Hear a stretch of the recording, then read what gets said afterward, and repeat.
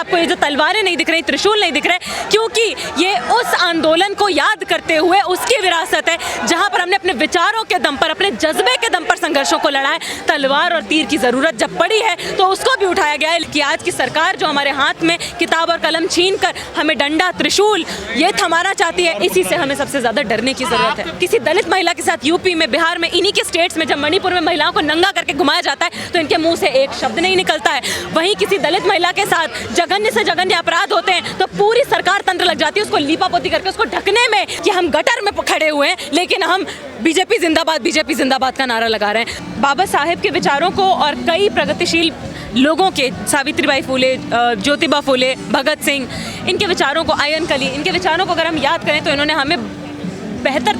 तरह से बताया था कि गोरों का शासन चला जाएगा, भूरों की कंपनी आ जाएगी। और आज के समय में हमारी यूनिवर्सिटीज़ के अंदर जो लीपापोती चल रही है वो वास्तव में युवाओं के अंदर और जनता के अंदर जो बेहतर समाज को बदलाव में की दिशा में ले जाने की चिंगारी है उसके ऊपर लीपापोती की जा रही है। कोई केवल गोबर की लीपापोती नहीं है दीवार पर। जी, सांप्रदायिकता की राजनीति, धर्म की राजनीति, नफरत की राजनीति, सिर्फ इसी तरह की राजनीति, भटकावे और भड़कावे की राजनीति करके ही हमारे राजनेताओं को और पॉलिटिकल पार्टियों को आज के समय में अपनी राजनीति की दुकान चलाए रखने से और अपनी कुर्सी बचाए रखने से मतलब है। देश की जनता की चिंताओं से, कंसर्न से, बहुजनों के कंसर्न से, पिछड़ी जातियों से आने वाले लोगों की चिंताओं से उन्हें कोई सरोकार नहीं है। तभी आज आप देखिए सरकारी स्कूल बंद हो रहे हैं, कितने ड्रॉप आउट रेट्स 8वीं के बाद दलितों के, पिछड़ी जातियों से आने वाले छात्रों, युवाओं के ड्रॉप आउट रेट्स बढ़ रहे हैं। 12वीं के बाद 13वीं यानी कि रेगुलर कॉलेजेस तक बहुत छोटा ही हिस्सा पिछड़ी जातियों से आने वाले छात्रों का पहुंच रहा है। उन्हें ढकेल दिया जा रहा है करस्पॉन्डेंस मोड में, ओपन में, इग्नू में, जहां पर उनको सिखाया जाता है कि हम मोटर मैकेनिक रिपेयरिंग में आपकी प्लेसमेंट करेंगे, जूता चप्पल रिपेयरिंग में आपकी प्लेसमेंट करेंगे।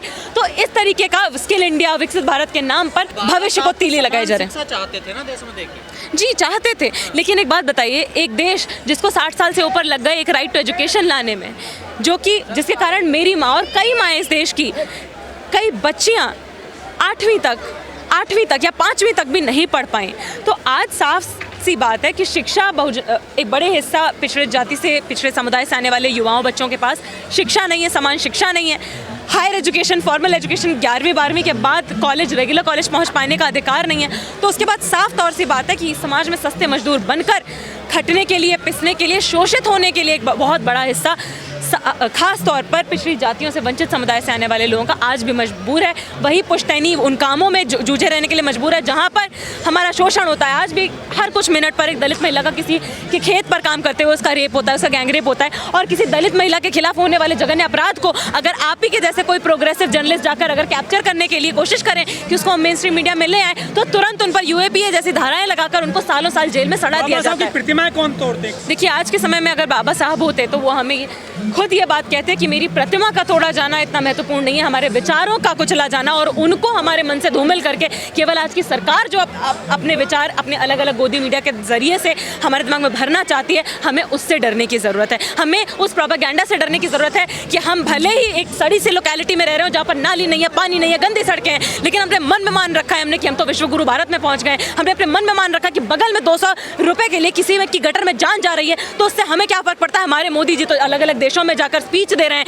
ये अलग बात है कि सवाल पूछे जाने पर वो मौन हो जाते हैं। और आज तक कोई प्रेस मीडिया कॉन्फ्रेंस, जनता के बेसिक से बेसिक सवालों पर जवाब दे पाने के लिए कोई नेता और खास तौर पर बीजेपी की सरकार पूरी तरीके से विफल है। हमने देखा है तमाम जयंतियां मनाई जाती हैं तो उसमें तलवारें, झंडे, बंदूकें लहराए जाते हैं, लेकिन आज यहाँ अम्बेडकरवादी आए हैं, किसी के हाथ में कोई डंडा नहीं है। हमारे देश में, हमारे समाज में जितने भी अधिकार इस हमारी जनता ने, लोगों ने लड़कर जीते हैं, पढ़ने का अधिकार हो, बेहतर काम की जगह पर बराबर न्यूनतम मजदूरी का, बेहतर ट्रीटमेंट का, डिग्निफाइड वेजेस ट्रीटमेंट का अधिकार हो, सब जनता ने लड़कर जीते हैं। और इसीलिए आज आपको ये जो तलवारें नहीं दिख रही, त्रिशूल नहीं दिख रहे, क्योंकि ये उस आंदोलन को याद करते हुए उसकी विरासत है जहां पर हमने अपने विचारों के दम पर, अपने जज्बे के दम पर संघर्षों को लड़ा है। तलवार और तीर की ज़रूरत जब पड़ी है तो उसको भी उठाया गया है, लेकिन लास्ट रिजॉर्ट के तौर पर सबसे पहले कोशिश की गई है कि जहां पर, चाहे आज का समय हो चाहे हम पीछे चले जाएं, दलितों ने, बहुजनों ने, पिछड़ी जाति से आने वाले हमारे आदिवासी भाई बहनों ने, आप अयन कली को याद करें, हम बिरसा मुंडा को याद करें, हम भगत सिंह को याद करें, हम अपने हम बाबा साहेब अम्बेडकर को याद करें, हम आर.बी. मोरे को याद करें, इन सभी के विचार हमें आज सिखाते हैं कि आज की सरकार जो हमारे हाथ में किताब और कलम छीन कर हमें डंडा, त्रिशूल ये थमाना चाहती है, इसी से हमें सबसे ज़्यादा डरने की ज़रूरत है। आपके विचार ऐसा नहीं लगता इतने मजबूत है, जो आपके विचारों से नफरत करते थे उन विचारों को आज वो मानने के लिए तैयार हो रहे हैं? किसी को भटकावे और भड़कावे की राजनीति में आखिर कब तक ही मशगूल करके रख सकते हैं? अपनी ज़िंदगी की परिस्थितियों से तो कटाव नहीं हो जाएगा ना। हमारी घर के सड़कों में नालियाँ बह रही हैं, हम ऐसे ऐसे जगहों में काम कर रहे हैं जहाँ पर हमें न्यूनतम मजदूरी नहीं मिल रही, हम ऐसे जगहों पे काम कर रहे हैं जहाँ हमारे साथ रोज़ हरासमेंट हो रहा है, हमारे बच्चों को सरकारी स्कूल में पिछड़ी जाति से आने वाले लोगों के बच्चों को पास के सरकारी स्कूल में दाखिला नहीं मिल रहा है, वहाँ से निकाला जा रहा है, कॉलेजेस की फीस लगातार बढ़ रही है, नौकरियाँ नहीं हैं, ये सारी चीज़ें जनता को दिखाई पड़ती हैं। तो साफ तौर पर आप केवल मंदिर, मस्जिद, सांप्रदायिकता, भड़कावे की राजनीति करके जनता की आंखों पर पट्टी बांधते रहने का काम नहीं कर सकते। ये सरकार को आरएसएस भी बाबा साहब की जयंती मना रही है। ये तो साफ सी बात है कि जब जिस दिशा में धारा बह रही है उसमें हाथ धोने का काम तो सरकारी पॉलिटिकल पार्टीज का पुश्तैनी तौर पर रहा है, लेकिन वही पॉलिटिकल पार्टीज, वही आरएसएस की विचारधारा वाले पूरी बीजेपी का जो बॉडी है, किसी दलित महिला के साथ यूपी में, बिहार में, इन्हीं के स्टेट्स में जब मणिपुर में महिलाओं को नंगा करके घुमाया जाता है तो इनके मुंह से एक शब्द नहीं निकलता है। वहीं किसी दलित महिला के साथ जघन्य से जघन्य अपराध होते हैं तो पूरी सरकार तंत्र लग जाती है उसको लीपापोती करके, उसको ढकने में, आपके जैसे प्रोग्रेसिव जर्नलिस्ट को जेल में भरने के लिए। लेकिन यहाँ पर आज इसलिए भी इतनी बड़ी तादाद में जनता आई है क्योंकि आज भी पुराने इन संघर्षों की विरासत को याद करते हुए हमें आगे के संघर्षों के लिए बेहतर समाज की जो कल्पना बाबा साहेब ने की, हमारे अलग अलग दिग्गजों ने की, सावित्रीबाई फुले, ज्योतिबा फुले, अयन कली, उस परिकल्पना को, उस विजन को, उस बेहतर समाज के विजन को याद करते हुए उसमें हम अपना योगदान देने के लिए भी समाज बन पा रहा है, बनाने के लिए हम लोग यहाँ पर आए हैं, संकल्प लेने के लिए हम लोग आए हैं। बनता हुआ अगर सरकार के भरोसे छोड़ें तो नहीं बनने वाला है क्योंकि वो उनका मकसद ही नहीं है, वो उनका एजेंडा ही नहीं है। और इसीलिए ये सारा दारोमदार आता है समाज पर और समाज के उस हिस्से पर जो सबसे ज़्यादा पिसा हुआ है, कुचला हुआ है। आरोप लगता है कि बाबा साहब को आपने एक जाति में, एक समुदाय के लिए समेट कर दिया। बाबा साहब तो सबके थे, बीजेपी कह रही है आज बाबा साहब सबके हैं, हमारे भी हैं। देखिए, बिल्कुल गलत फिजूल मुद्दों पर बहस हो रही है। बाबा साहब किसके थे और किसके नहीं थे, इस पर बहस की क्या ज़रूरत है? बहस की इस बात पर ज़रूरत है कि जिन विचारों के लिए बाबा साहब ने अपनी ज़िंदगी जी और जो विचार वो छोड़ कर गए, उन विचारों का समाज, भारत हम आज बना पा रहे हैं कि नहीं, ये सवाल पूछा जाना जरूरी है। चल रहा है क्या उस पर आज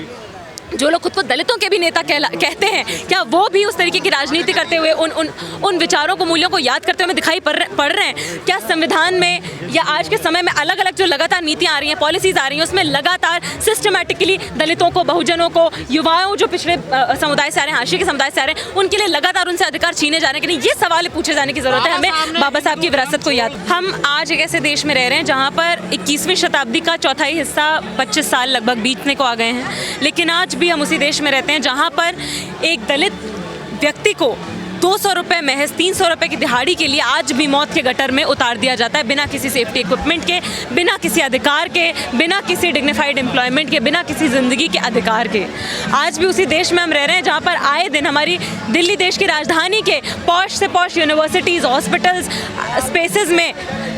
पिछड़े तबके से आने वाले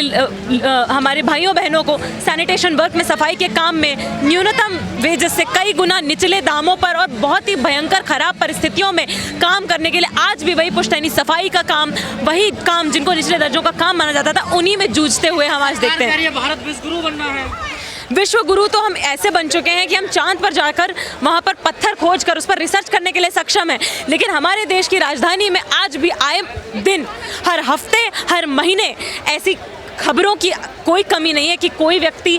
गटर साफ करते हुए बिना किसी सेफ्टी इक्विपमेंट के मर गया, किसी दलित की बच्ची को सरकारी स्कूल के पास के सरकारी स्कूल में एडमिशन नहीं मिल पाया, कितने कितने दलित स्टूडेंट, पिछड़े समुदाय से आने वाले छात्र और युवा 8वीं के बाद बेदखल हो जा रहे हैं शिक्षा से, 12वीं के बाद उनकी शिक्षा से 13वीं हो जा रही है और उसके बाद इस समाज में सस्ते मजदूर बनने के लिए क्यों नहीं उखड़ पाई, आखिर क्या वजह है? देखिए, साफ सी वजह यह है कि जाति केवल यहाँ पर हमारे समाज में राजनीति चमकाने का नेताओं के लिए, पॉलिटिकल पार्टीज के लिए एक मोहरा है।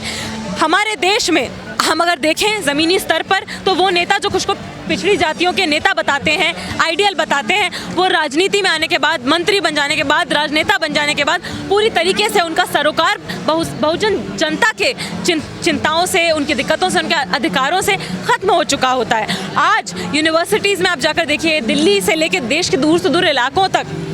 आदिवासी गांवों की हम बात करें तो आज भी 200 किलोमीटर की परिधि में पिछड़े हमारे भाई बहनों के लिए, उनके लिए कोई स्कूल नहीं है, हॉस्पिटल नहीं है। तो किस तरीके से, किस मुंह से आज हमारे देश का समाज भी खुद को ये कह पा रहा है कि हम एक किसी तरह के अमृतकाल में जी रहे हैं। आज के दिन हिंदू धर्म पे भी समीक्षा होनी चाहिए। देखिए, धर्मों की समीक्षा एक समाज में सतत रूप पर ऐसे भी चलती रहती है, पर जिस समाज में केवल धर्म की समीक्षा होती रहे और जीवन की परिस्थितियों की समीक्षा होनी बंद हो जाए, वो समाज एक बेहतर दिशा में जाता हुआ समाज नहीं होगा। क्योंकि वहाँ पर लोग ये भूल जाएंगे कि हम गटर में खड़े हुए हैं, लेकिन हम बीजेपी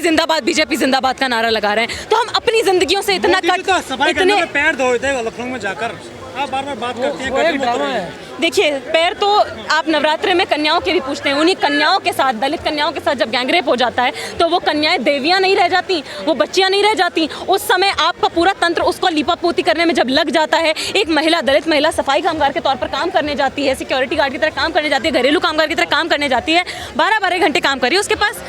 न्यूनतम अधिकार नहीं है। तो ये सारी चीज़ें जो हैं आज डिस्कोर्स में लाकर देश के, समाज के आज जो भी न्याय पसंद लोग यहाँ पर आए हैं, उन चीज़ों पर हमें डिस्कोर्स आगे बढ़ाने की, डिबेट करने की, बहस करने की ज़रूरत है।